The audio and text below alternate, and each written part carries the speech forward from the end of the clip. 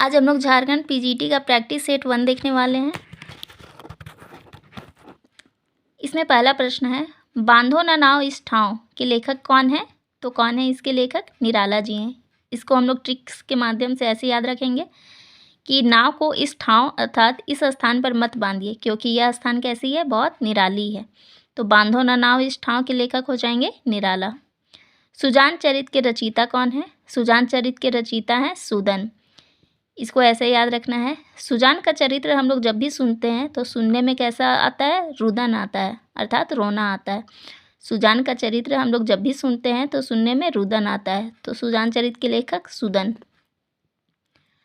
पंचवटी प्रसंग काव्य के रचयिता कौन है? तो पंचवटी प्रसंग काव्य के रचयिता निराला जी हैं। अगर सिर्फ यहाँ पंचवटी रहता तो वो किनकी रचना हो जाती? मैथिली शरण गुप्त की। तो इसको ऐसे याद रखते हैं, पंचवटी अगर हम खाते हैं तो इसको हम लोग गुप्त रखेंगे, किसी को बताएंगे नहीं। पंचवटी अगर खाएंगे तो इसको हम लोग गुप्त रखेंगे। लेकिन अगर पंचवटी का प्रसंग किसी को बताना हो तो वो बताने में तो बहुत निराली बात है। बाजे पायलिया के घुंघरू, इनके लेखक कौन है? मिश्र प्रभाकर, कन्हैयालाल मिश्र प्रभाकर। जो घुंघरू होता है वो कभी सिंगल नहीं होता, उसमें बहुत सारे घुंघरू लगे होते हैं। तो इस प्रकार वो कैसा होता है? मिश्रित, मिलकर बना होता है। और पायलिया कौन पहनते थे? तो कृष्ण भगवान बाल्य रूप में जब थे तो वो पहनते थे।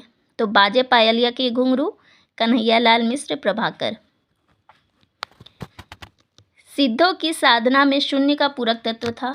तो सिद्धों की साधना में शून्य का पूरक तत्व क्या था? ज्ञान था। अर्थात सिद्धों को जब ज्ञान की प्राप्ति हो जाती थी तो वो शून्य की अवस्था में पहुंच जाते थे। इसको ऐसे याद रख सकते हैं। अगला प्रश्न है, प्रिंस ऑफ वेल्स की भारत यात्रा का विस्तृत और ब्यौरेवार वर्णन युवराज की यात्रा शीर्षक से किसने किया? तो जो युवराज हैं वो जब आए थे तो एकदम चंडी का रूप धारण करके आए थे। वेल्स के जो राजा थे, युवराज थे, वो जब भारत आए थे तो चंडी का रूप धारण करके आए थे। तो चंडी प्रसाद सिंह।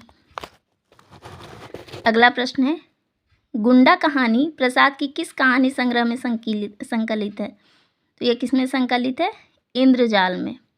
तो जो गुंडा लोग जो होते हैं वो जाल बुनते रहते हैं कि चोरी फिर किस प्रकार किया जाए। अगला प्रश्न है, समानांतर कहानी के पुरस्कर्ता कमलेश्वर का मूल नाम क्या है? तो उनका मूल नाम है नीरज सक्सेना। समानांतर कहानी के जो पुरस्कर्ता कमलेश्वर जी हैं उनका मूल नाम क्या है? नीरज सक्सेना।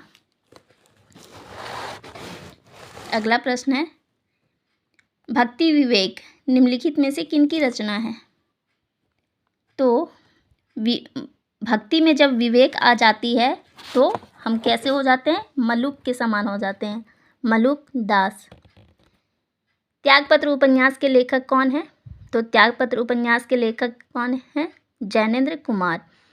तो जैनेन्द्र कुमार की और जो रचनाएं हैं उनको हम लोग ऐसे याद करेंगे, उनके उपन्यासों को। जैनेन्द्र कुमार परख कर सुनीता से विवाह किए, लेकिन फिर भी उन्होंने उनको त्यागपत्र दे दिया। जैनेन्द्र जो है वो परख कर सुनीता से विवाह किए, फिर भी बाद में उन्हें त्यागपत्र दे दिए और बाद में कल्याणी के साथ सुख से जीवन व्यतीत करने लगे।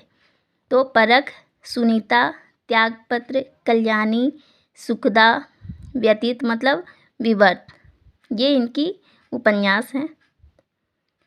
भक्तमाल के रचनाकार कौन है? तो भक्त जो है, भक्त को जब माल प्राप्त हो जाता है तो वो कहाँ चले जाते हैं? नभ में, है ना, नभ में घूमने के लिए चले जाते हैं। तो भक्तमाल के रचनाकार कौन हो जाएंगे? नाभादास।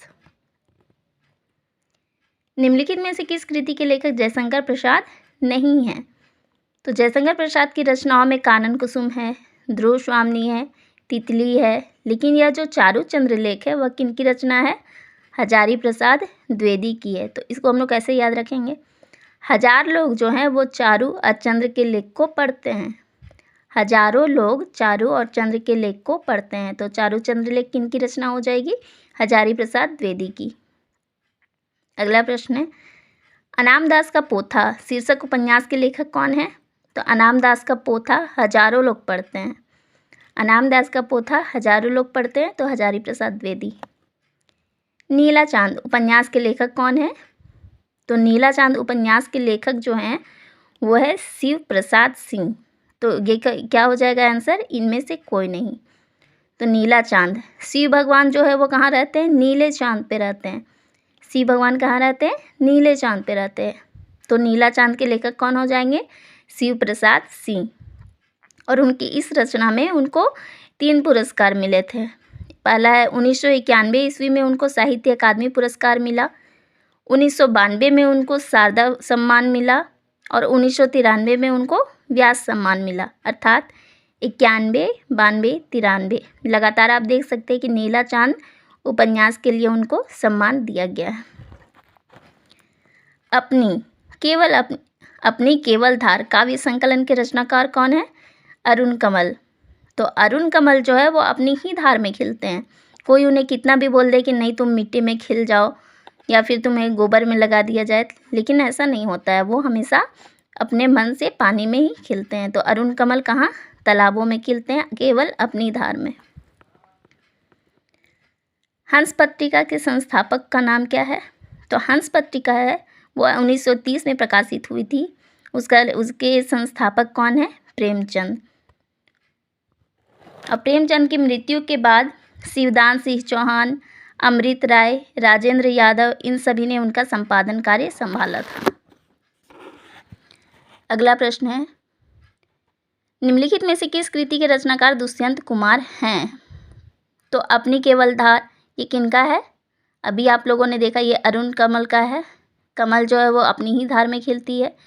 खूंटियों पर टंगे लोग, तो सर्वेश्वर दयाल सक्सेना जी जो हैं वो खूंटियों पर टंगे रहते हैं। युग धारा ये किनकी रचना है, नागार्जुन की। नाग जो है वो युग की धारा में बहा जा रहा है। साये में धूप, तो यह दुष्यंत कुमार की रचना है। साये में अगर धूप पड़ जाए तो ये तो दूसने वाली बात हो जाएगी, ठीक है। ट्रिक के माध्यम से इसको ऐसे याद रखेंगे कि साये में अगर धूप पड़ जाए तो लोग क्या करेंगे, आपको दूसना स्टार्ट कर देंगे। तो दुष्यंत कुमार। चंपू के 2 भेद हैं, तो चंपू के 2 भेद कौन से हैं, विरुद्ध और करम्भक। चंपू के 2 भेद हो जाएंगे विरुद्ध और करम्भक। सतसई काव्य परंपरा को आगे बढ़ाने वाले में कौन है, तो इनमें से कौन है, वियोगी हरि। वियोगी हरि जो है वो सतसई काव्य परंपरा को इन्होंने आगे बढ़ाया था। बालकृष्ण शर्मा नवीन का सर्वप्रथम प्रकाशित काव्य संग्रह कौन सा है, तो इनका सर्वप्रथम प्रकाशित काव्य संग्रह है कुमकुम। ये कब लिखा गया था, 1939 में प्रकाशित हुआ था। तो बालकृष्ण शर्मा नवीन की काव्य संग्रह को हम लोग इस प्रकार याद कर सकते हैं कि बालकृष्ण जो है वो कुमकुम लगाते थे, ठीक है। रश्मि के साथ खेलते थे, बालों में ये काशी लगाते थे और उर्मिला के साथ भी खेलते थे। तो बालकृष्ण शर्मा जो है वो कुमकुम लगाते थे, रश्मि के साथ खेलते थे, उर्मिला के साथ खेलते थे और बालों में काशी लगाते थे।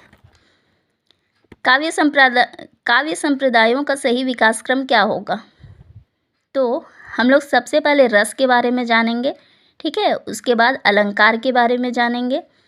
सबसे पहले कहीं जाते हैं तो रस को देखेंगे, फिर अलंकार मतलब आभूषण पसंद करेंगे, फिर रीति रिवाज देखेंगे, उसके बाद वक्रोक्ति अर्थात फिर हमारी उक्ति होगी, उसके बाद ध्वनि, लास्ट में औचित्य, क्या सही है क्या गलत है इसके बारे में